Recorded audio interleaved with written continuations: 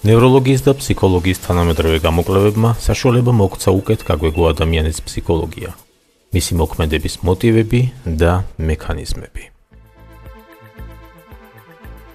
ადამიანის ტვინში დაახლოებით 100 მილიარდი ნეირონია. ნეირონები ერთმანეთთანაა დაკავშირებული და ერთმთლიან ინფორმაციულ ქსელს ქმნიან. ადამიანის სხვადასხვანაირი აქტივობა, აზრები, მოქმედებები, შეგრძნებები და ემოციები სხვადასხვა სახის ნეირონულ კავშირებს წარმოქმნის.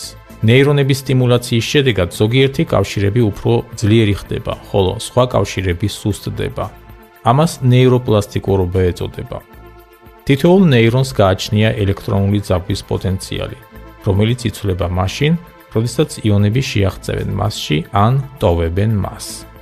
როდესაც ნეირონში ძაბვა კრიტიკულ ზღვარს მიაღწევს, ის აგზავნის ელექტროსიგნალს სხვა უჯრედებში.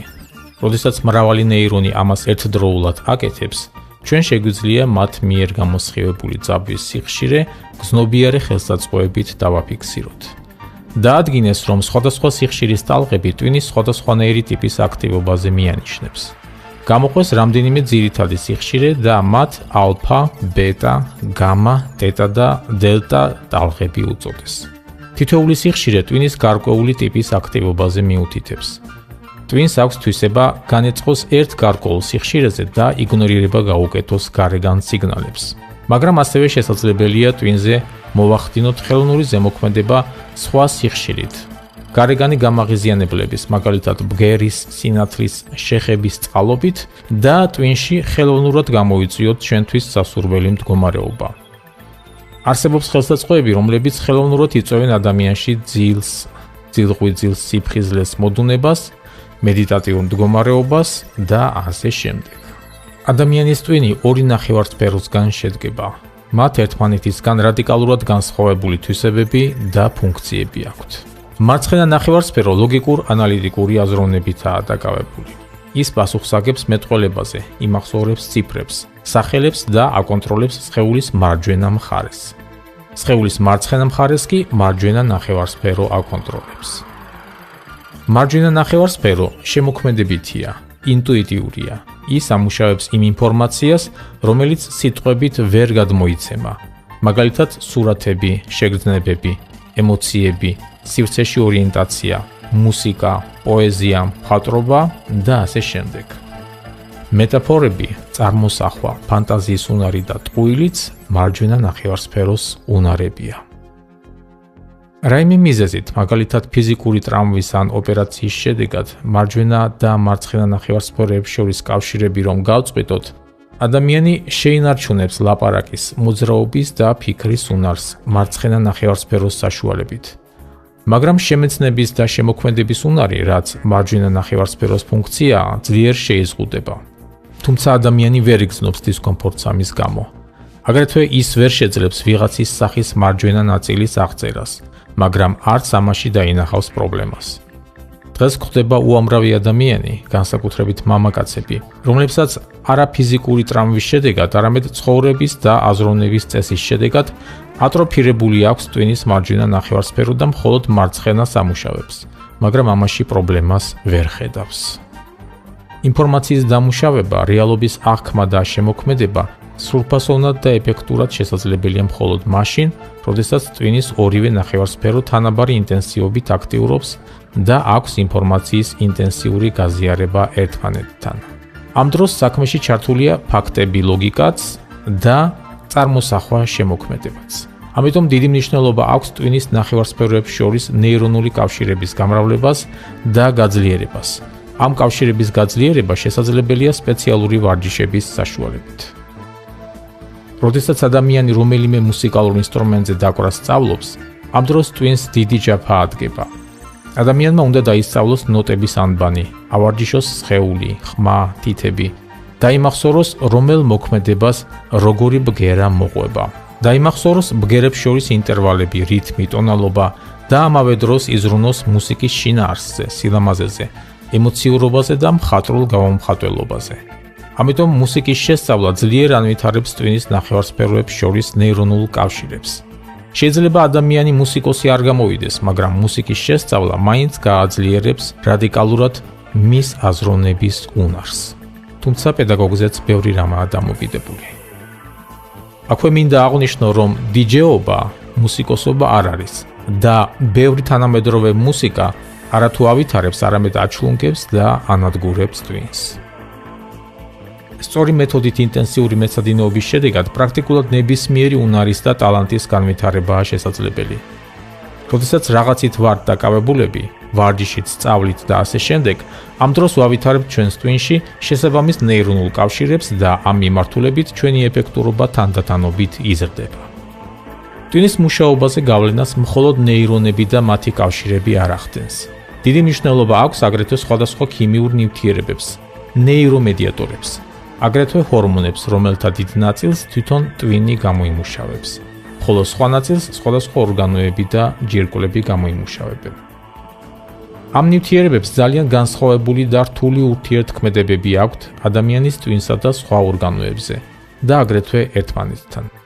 მაგალითად, ნეირომედიატორი ნორეპინეფრინი გამოიყოფა მაშინ, როდესაც ვიღაცის აზრი განსხვავდება ჩვენი აზრებისგან, მაგრამ იგივე ნივთიერება გამოიყოფა მაშინაც, როდესაც ადამიანი საშიშროებას გრძნობს და თავდაცვა ჭირდება. ამ საბრძოლო თავდაცვით მდგომარეობაში twin-ის უფრო პრიმიტიული ნაწილი აქტიურდება და თრგუნავს რაციონალურ აზროვნებას, რითაც ფიზიკურად იწვევს აზროვნების შეზღუდვას. ეს მოვლენა თავს იჩენს ხოლმე მაშინ, როდესაც ვიღაცა ან რაღაცა გვაშინებს, მაგალითად საინფორმაციო გამოშვება ტელევიზორში, ვალუტის კურსი, საწვავის ფასი, გლობალური დათბობა, სოფლიო კრიზისი და ასე შემდეგ.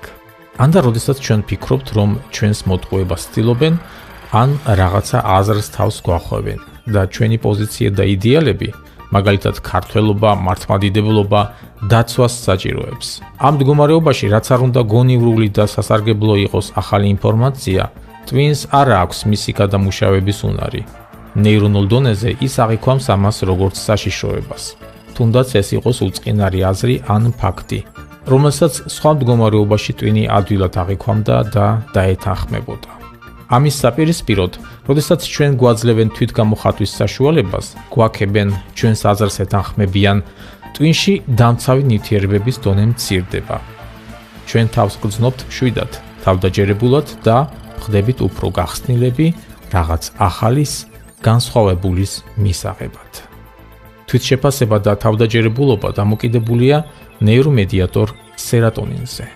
ამ ნივთიერების ნაკლებობა იწვევს დეპრესიას, თვითგანადგურების სურვილს და ზოგჯერ მიყავს ადამიანი თვითმკვლელობამდე.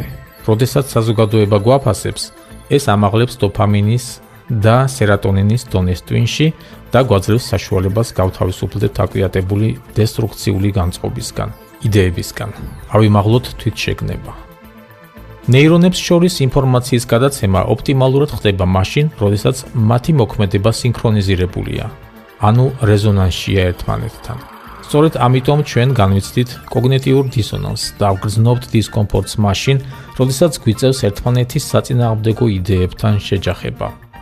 ამ დროს საქმეში ერთვება ნებისყოფა, ნებელობა, რომელიც ცდილობს აერჩიოს ამ დისონანსური იდეებიდან ერთ-ერთი.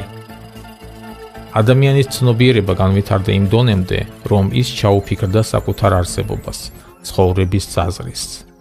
ამ ეტაპზე, როდესაც ძიების დროს ის აწყდება აზრს, რომ ცხოვრება უაზროა, მის შიგნით წარმოიქმნება ზემოთხსენებული კოგნიტიური დისონანსი და ამ დისკომფორტის გადასალახად ის მიმართავს რელიგიას, რომელიც აძლევს მას ცხოვრების აზრს, თუნდაც მცდარს და თუნდაც დროებიც. მიუხედავად იმისა, რომ თავისუფალი აზროვნება და სხვებისგან დამოუკიდებელი აზრის ქონა კარგ ტონად ითვლება, ადამიანი ძალიან ძლიერად არის დამოკიდებული გარშემოყოფი ადამიანების აზრზე და ზოგადად გარემოზე. და თუ რატომ ხდება ასე, ამას კარგად ხსნის ახალი აღმოჩენები ნევროლოგიაში, კერძოდ სარკისებრი ნეირონების არსებობა და ფუნქციონირება. როდესაც ჩვენ რაღაც მოქმედებას ვასრულებთ ან რაიმე ემოციებს განვიცდით, აქტიურდებიან გარკვეული ნეირონები. ეს უკვე ვიცით. მაგრამ საოცარი ისაა, რომ როდესაც ჩვენ ვხედავთ თუ როგორ ემართება რაღაც სხვა ადამიანს, ან უბრალოდ წარმოვიდგენთ რაიმეს, აქტიურდებიან იგივე ნეირონები.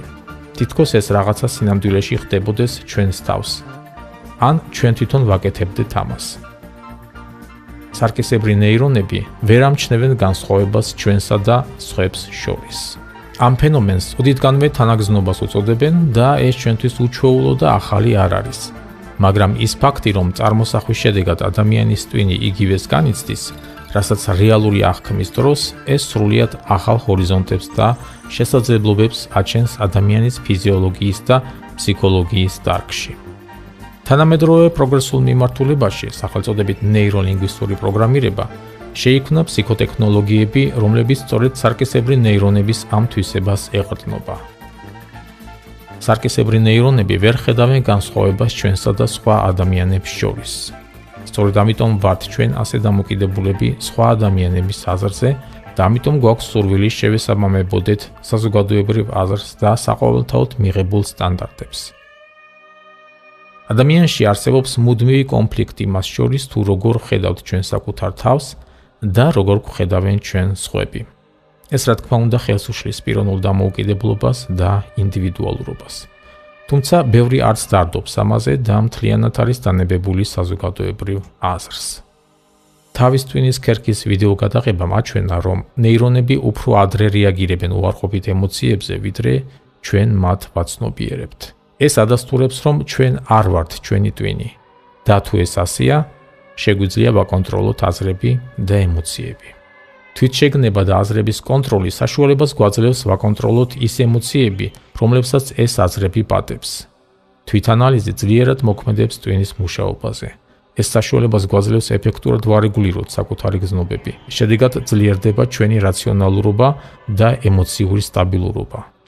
თვითშეგნების და თვითკონტროლის გარეშე ჩვენი მოქმედების და ემოციების უმეტესობა იმპულსურია.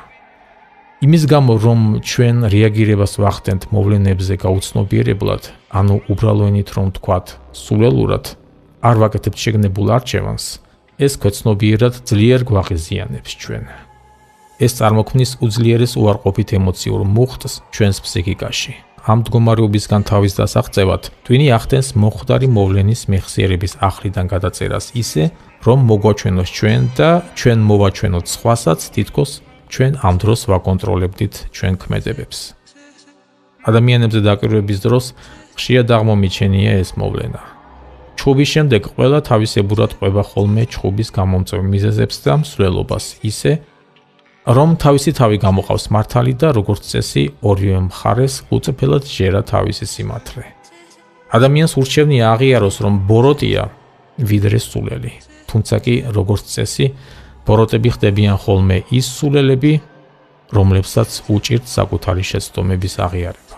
მაგრამ მიუხედავად იმისა, რომ ტვინი ცდილობს ჩვენს გამართლებას და ამ მიზნით რეალობას ტყუილით გვიცვლის, ხოლო ჩვენც სიხარულით ვიჯერებთ ამ ტყუილს, ჩვენი უარყოფითი ემოციები მაინც რჩება არაცნობიერში და გროვდება. ისინი ქმნიან შინაგან გაუცნობიერებელ დისკომფორტს, რაც თავს იჩენს სხვადასხვა ტიპის ნევროზებში. ხოლო როდესაც მათი რაოდენობა კრიტიკულ მასას მიაღწევს, ან გარეგანი ფაქტორით გააქტიურდება, შეიძლება ამოხეთქონ ნებისმიერ დროს და უარესი გამოუსწორებელი სისულელე ჩაგვადენინონ. შედეგად ვისმენთ ახალ ამბებში, თუ როგორ მოკლა მამამცოლი და შვილი, შვილმა დედა, დედამ დაახჭა შვილები, ვიღაცამ თავი მოიკლა და ასე შემდეგ. მთელი ეს რთული, თითქმის შიზოფრენიული ქმედებები თავის ტვინში პარალელურად მოქმედი ნეირონების ჩახლართული მუშაობის შედეგია. ჩვენი განცდები და გამოცდილება მუდმივად ცვლის ნეირონულ კავშირებს. ეს კავშირები თავს იჩენს კონკრეტულ შემთხვევებში გარეგანი გამაღიზიანებელი ასოციაციური ფაქტორების ზემოქმედების შედეგად. ტვინის მარცხენა ნახევარსფერო ქმნის წარმოდგენების მწყობრ ურთიერთ შეთანხმებულ სისტემას, რაც გვიქმნის ჩვენი სამყაროს რეალურობის და ლოგიკურობის ილუზიას. ახალი გამოცდილების ან იდეის შედარება ხდება არსებულ სისტემასთან და თუ ამ სისტემაში არ ჯდება, ხდება მისი უკუგდება. ამის ბალანსად გვევლინება მარჯვენა ნახევარსფერო, რომელიც საპირისპირო ფუნქციას ასრულებს. იმ დროს, როდესაც მარცხენა ნახევარსფერო ჯიუტად ცდილობს არსებული მოდელის შენარჩუნებას, მარჯვენა მუდმივად ეჭვის ქვეშ აყენებს ამას და თუ ახალი ინფორმაცია საკმარისად წონადია, მარჯვენა ნახევარსფერო აიძულებს მარცხენას გადახედოს და შეცვალოს არსებული წარმოდგენები. თუმცა ვიცით, რომ ყველას არ უმუშავებს მარჯვენა ნახევარსფერო და ამიტომ არიან ადამიანები, რომლებიც ამ უნარს საერთოდ არიან მოკლებულები. მე ასეთებს ცალტვინას უწოდებ.